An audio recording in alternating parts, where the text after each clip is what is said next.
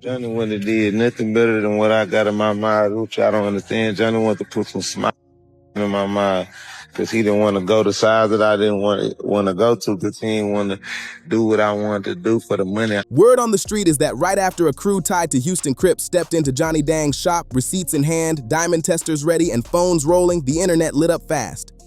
A few rappers, including Sauce Walka, jumped online and started clowning the whole situation hard, turning the heat all the way up. The whole scene reportedly went down in broad daylight, right in front of employees.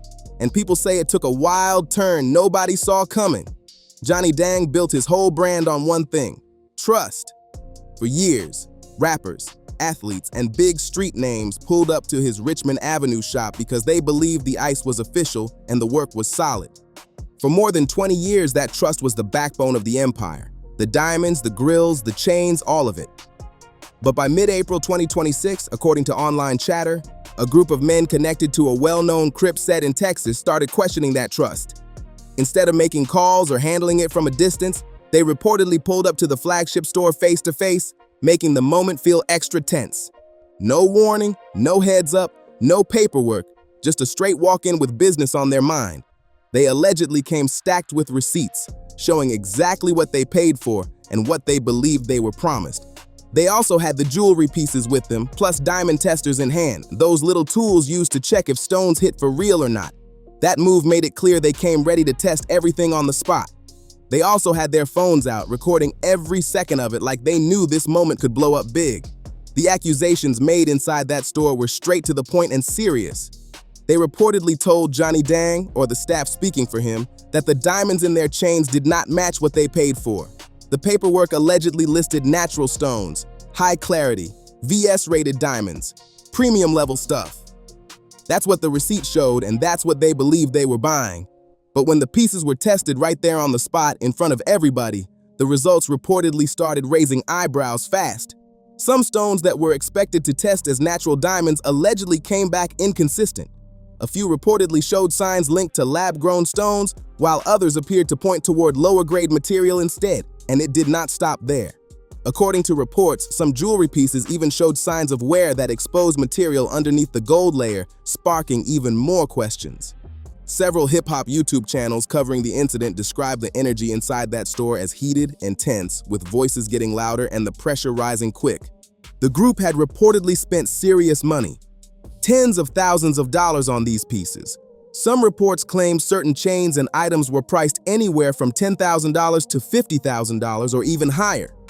And from their point of view, they felt cheated. Not in some backstreet setup, but right across a jewelry counter with a handshake and official paperwork.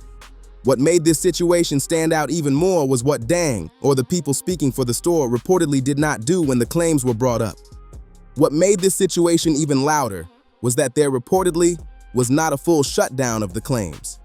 According to stories moving across hip-hop media, there seemed to be some acknowledgement that issues may have existed, with talk that quality control could have slipped somewhere in the process. That one detail, the lack of a complete denial, is what took this from a store dispute to a full-blown online storm across rap gossip pages and YouTube channels. No weapons were involved and no physical fight broke out. The group reportedly made their point, tested the jewelry, recorded what they came for, and walked out. Business inside the store kept moving. No police reportedly stepped in, and no arrests were made. But the footage allegedly started making rounds online fast, and within hours, people were reposting clips while rap drama channels jumped on it with breakdowns and reactions. And this did not look like some random pull-up out of nowhere. According to people following Houston's jewelry scene, this was tied to bigger doubts that had been building for months. The tension had been growing slowly, starting with a very public split between Johnny Dang and a major rap figure, and the conversation kept getting louder until people decided to confront the issue directly instead of handling it behind closed doors. To understand why that crew showed up carrying testers and receipts, you have to rewind to where the questions first started. And that trail reportedly leads back to Sauce Walka. It started with $1 million grill, a dentist chair, and a friendship that lasted nearly 20 years before things fell apart. If one name is being tied to opening up the bigger conversation around Johnny Dang jewelry in 2026, many point straight to Sauce Walka. Not because Sauce Walka was the first person to ever question Johnny Dang, Those whispers had reportedly been floating around for years under the surface. But Sauce did something most people in that position usually avoid. He took it public, and he did it loud. In Houston, where Johnny Dang's name carries major weight and deep history, that made the whole situation hit different. The bond between Sauce Walka and Johnny Dang went back more than 20 years. That is 2 decades of custom pieces, business deals, and loyalty built over time. The kind of relationship where a jeweler looks out for you before the fame and keeps showing up after the spotlight gets bigger. Sauce was never just some random customer walking in off the street. He was part of the story, part of the brand, part of the image. He was the type of client with real history, real receipts, and real money behind the relationship. A walking billboard for Johnny Dang's work and a major example of what Houston jewelry culture looked like in rap. And the pieces were not small either. We are talking about a $500,000 Cuban link chain. A deal so major it was reportedly handled inside a Chase Bank branch, with Johnny Dang personally making the delivery. That moment was big, and both of them made sure the world saw it. The footage of that exchange was posted proudly by both sides at the time, almost like proof of how strong that connection had become. Then came the $300,000 diamond ring, picked up after Sauce made it through that violent incident in Memphis, a bold statement of survival and a way to celebrate getting past a life-changing moment. According to Sauce Walka's own account, his spending with Johnny Dang over those 20 years reportedly added up to millions. But by mid-2024, things took a sharp turn when Sauce switched jewelers, and that move got people talking fast. The new jeweler was Jose Mata, known in the game as Plug Gio. What made it even crazier was that Gio had once been one of Johnny Dang's own craftsmen before leaving in April 2021. That switch alone had people raising eyebrows. When Sauce went looking for his next major piece, a reported $1 million permanent diamond grill with 28 teeth and more than 50 carats, he took that business to Gio instead of Dang. And he made sure people noticed it. This was not some quiet business move behind the scenes. It was loud, public, and impossible to ignore. The way Sauce explained the decision is what really made people pay attention. He said, which I don't understand. Johnny wouldn't have did nothing better than what I got in my mind, which I don't understand. Johnny wanted to put some smile in my mind. Johnny wanted to put some in my mind.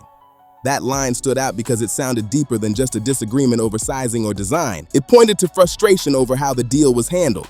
From Sauce's side, the issue reportedly was not about fake jewelry at that moment. It was about limits.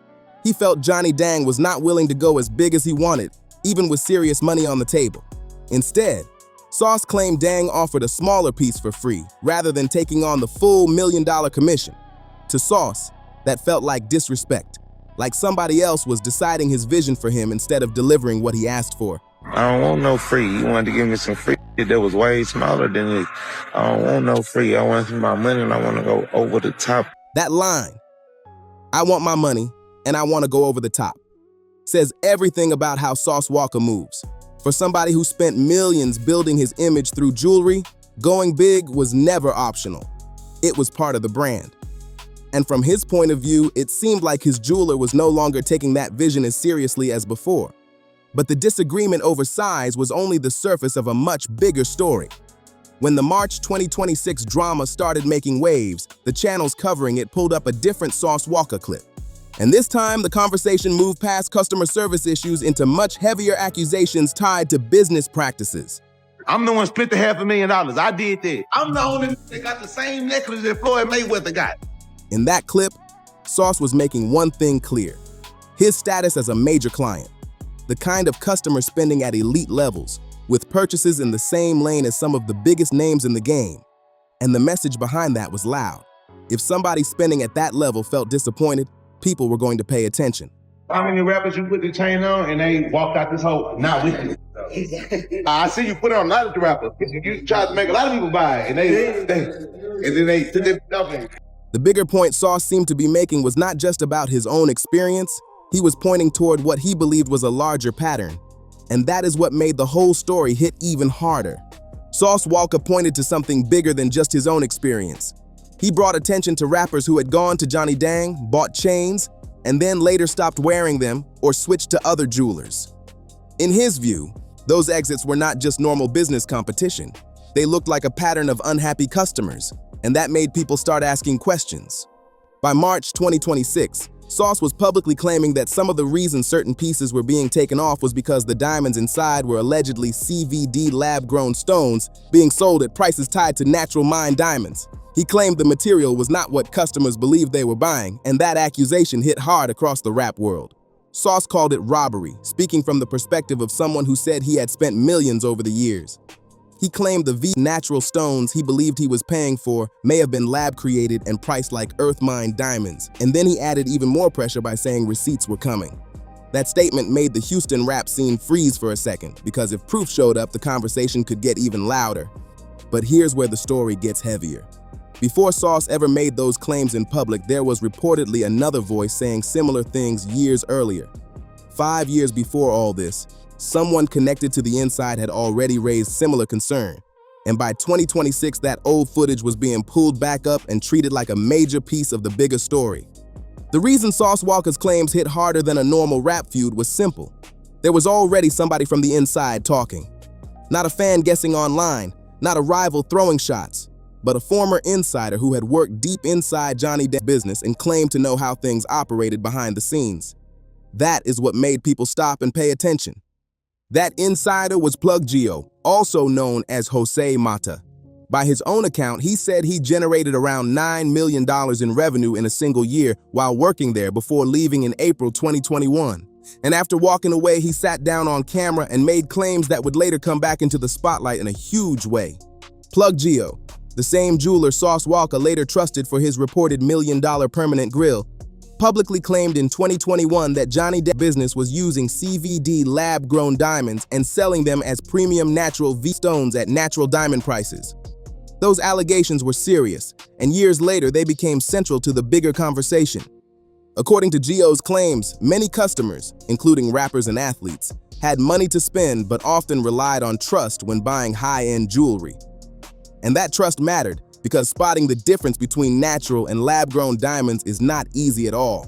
Standard handheld testers can detect whether a stone is a real diamond, but they do not clearly separate natural from lab-grown stones. That detail made the conversation even more intense. He also pointed to the business side of it, and that is where the numbers got wild. According to description, the profit gap between natural and lab-grown stones could be huge. A natural 2-carat diamond, depending on its cut and clarity, could cost a jeweler $20,000 or more at the source. Meanwhile, a lab-grown stone with similar visual quality, similar hardness, and similar shine could reportedly be sourced for around $3,000 to $5,000. That price difference is what made the allegation so explosive.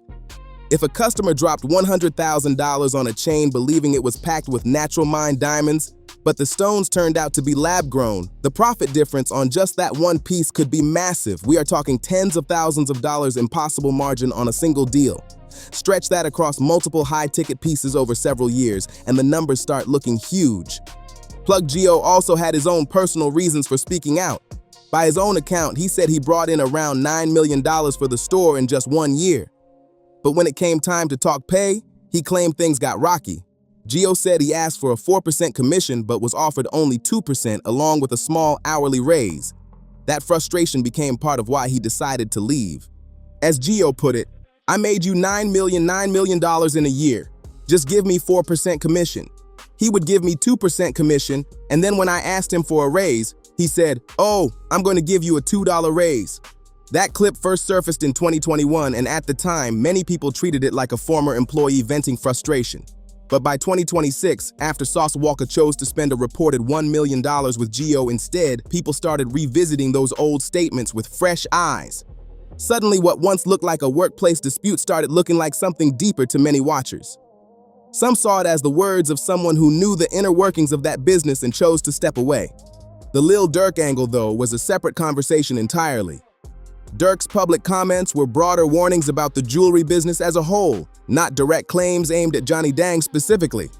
Lil Durk's connection with the shop looked completely different from the tension surrounding the other claims. He had a documented history of doing business there, and had even gotten permanent grills made by Johnny Dang personally. I wasn't flying. Shit, quick Quick, of course, man. You do private chat. You definitely good. That history showed a working relationship that, at least publicly, looked solid. The way Durk moved inside Johnny Dang's store said a lot. He walked in comfortably, like it was familiar ground, like a place he knew well. That is not the kind of energy people usually connect with business problems or personal friction. On camera, the vibe looked easy, relaxed, and respectful. You ain't going to him, don't go to nobody. That footage became an open show of support for Johnny Dang, and at the time, it looked like proof of trust between them. But by the time people started revisiting Plug Geo's old claims from 2021, the focus had shifted hard. The conversation was no longer about one rapper or one chain. The bigger question had become whether there was a wider gap between what some customers believed they were buying and what was actually in their jewelry pieces. And that question had been sitting out in the open the whole time, buried inside an old 2021 interview, waiting for the right moment to blow back up. It took Sauce Walka's public move to Plug Geo to bring those old claims right back into the spotlight. But underneath all the drama, there was another layer to this story. A technical issue so important that it helps explain how questions like this could have gone unnoticed for so long. And that layer goes back to a 12-year-old Chief Keef video and one little green light that did not tell the full story. Once the Sauce Walka situation started spreading and people began asking serious questions about Johnny Dang's diamonds, one old clip got pulled right back into the conversation almost instantly. The clip showed Chief Keef at a mall jeweler in July 2014, holding a handheld diamond tester against his Johnny Dang pendant. And watch, the tester lit up green, and at the time, that was all the proof anybody thought they needed. The caption Chief Keef posted became legendary. When you see green, who's smart enough to know what that means? That line stuck with people for years. Back in 2014, that clip was a flex, proof to critics that the diamonds were real and that the jewelry checked out. The tester confirmed the stones were diamonds, and Chief Keef posted it and kept it moving. But by 2026, that same footage was being looked at in a completely different way. The channels covering the Johnny Dang controversy were not pulling that clip to celebrate Chief Keef anymore. They were using it to point out the technical issue at the center of all the allegations. That a green light on a handheld tester only proves a stone is a diamond, not whether it is natural or lab-grown. And that detail changed everything. A standard handheld diamond tester, the kind you usually see at mall jewelers or regular jewelry shops, is built to do one main job, and it does it pretty well. It can tell if a stone is a real diamond or not. If the stone is cubic zirconia, moissanite, glass, or another diamond lookalike, it will usually fail the test and get flagged as non-diamond material. But here's the part that changed the whole conversation. If you put a real diamond under that tester, any real diamond, it will pass. And that includes both natural mined diamonds and lab-grown diamonds. That is where the confusion starts, because the tool was never designed to tell the difference between where the diamond came from. Lab-grown CVD diamonds and natural mined diamonds are both made of carbon. At the molecular level, they are extremely similar, and handheld testers measure conductivity, either heat or electricity passing through the stone. Since both types conduct in nearly the same way, both can trigger that same green light. That means the green signal only confirms the stone is a diamond, not its origin. To actually tell the difference between lab-grown and natural, buyers usually need something much stronger. That means either a GIA certificate confirming natural origin, not just quality but source, or advanced spectroscopy equipment that can read the microscopic growth patterns inside the stone. Those patterns are what separate lab-made growth from natural geological formation. And those machines are not sitting around at most everyday jewelry stores. For many high-end buyers in hip-hop, spending $50,000, $100,000, or even $200,000 on custom jewelry, deals often end with trust, a handshake, and a receipt, not a lab-level origin report. That old Chief Keef footage, when people looked at it again in 2026, became a perfect example of that exact gap in how diamonds get verified. The jewelry in question was not being called fake in the obvious way. It was not glass, cubic zirconia, or some cheap substitute that a basic tester could expose right away. The green light showed that the stones were diamonds, and that part was clear. But the real question in the 2026 debate was much deeper. Were those diamonds natural or lab-grown? And did the buyer know exactly what they were paying for before being charged natural diamond prices? That is the part the green light could never explain. It could confirm diamond but not origin. And that gap is what kept driving the whole conversation louder and louder across the internet. Then the Money Gang Slugger interview added another layer to the story, a regular customer perspective that often gets lost when celebrity names dominate the headlines. Slugger was not one of the biggest rap stars, but he was a Houston artist who reportedly went into Johnny Dang's store, spent around $10,000 on a custom piece, and then waited about 90 days for it to be finished. we had ordered this piece from Johnny Dang, and I don't know what was going on. This was like the time the baby and them was going crazy, going to get from him. His issue was not about the diamonds themselves, it was about the service. But that experience highlighted something important. As celebrity demand grew heavier, smaller clients reportedly felt pushed further down the line. Waiting 3 months on a $10,000 piece created frustration, and that frustration changed where Slugger took his business. So in the midst of me waiting, I'm like, man, I done spent $10,000 already. I ain't even got no chain. That experience reportedly pushed him toward another jeweler, King Johnny, and after seeing faster service and more direct attention, he chose not to return. King Johnny, he really the jeweler that gave me that type of treatment and sit down and talk to it for a minute and see what I got going on. Slugger's decision to switch jewelers was about service, not fraud, but it still showed something important in the bigger picture. It added to the growing pattern of clients at different spending levels moving away from Johnny Dang and finding other options that they felt worked better for them. That trend started getting harder to ignore as more stories kept surfacing. Then in late March 2026, King Yella added another layer to the conversation during a live stream. He claimed that questions about Johnny Dang jewelry had stretched beyond Houston and reached into O-Block and parts of Chicago's drill scene. That brought in names and circles connected to Lil Durk, the late King Von, and other artists around that world, making the story feel even bigger. The difference, though, was that King Yella's claims did not come with the same level of specific receipts or direct evidence that Sauce Walka or Plug Geo had publicly pointed to. Still, the comments expanded the reach of the skepticism and pulled one of hip-hop's most talked-about drill communities into a story that originally started in Houston. What the 2026 controversy really exposed was a major gap in how jewelry gets verified in hip-hop, and Chief Keef's old clip became the perfect example of it. The whole system of checking diamonds had been built around one simple question: is it a diamond or not? But that system was never built to answer the deeper question now being asked. If the allegation is that lab-grown diamonds were being sold as natural mined diamonds, not fake stones, but real diamonds with a different origin, then the tools most buyers had access to were never meant to catch that. That is the key issue. A handheld tester can confirm diamond, but it cannot confirm where that diamond came from. So even with a green light, the bigger question stayed wide open. And that changed how a lot of people looked at jewelry deals because suddenly a pass on a tester was not enough for some buyers anymore. The conversation had shifted from is it real to is it exactly what I was told it was? And that is a much bigger question. Johnny Dang did not disappear when the heat picked up. He did not shut down the store, vanish from social media, or release some legal-style public statement. Instead, he responded directly. And the way he responded said a lot about how seriously he understood the moment. The response most people kept replaying came from a 4-part video series first posted back in August 2024, when Sauce Walka initially went public about switching jewelers. The tone was not wild or aggressive, it was calm, controlled, and emotional, more like somebody expressing disappointment than trying to fight back. The line that stuck everywhere was clear: you don't need to put my name in there, but if you mention my name, put some respect on my name. If not, keep my name out your mouth. That quote became the centerpiece of the whole response and spread fast across every channel covering the story. Now, Johnny Dang said he had already reached out to Sauce Walka privately before the situation ever went public. He claimed he offered to sit down over dinner and talk it out like two men who had known each other for 20 years. From his side, the public blow-up looked unnecessary, like something that could have been handled quietly before it turned into internet drama.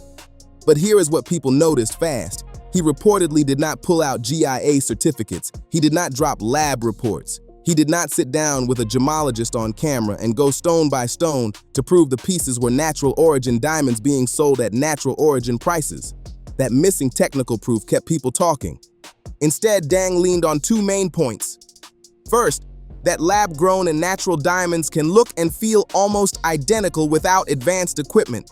And second, that he had always treated his customers fairly. The first point was technically true, but the second was more about reputation than hard proof. In the weeks after the March 2026 drama kicked back up, his posts stayed in that same lane. He shared diamond testing videos, but those tests focused on obvious fake materials. Moissanite, glass, and lower quality pieces he blamed on street jewelers and counterfeit sellers using his name and photos to push bad products.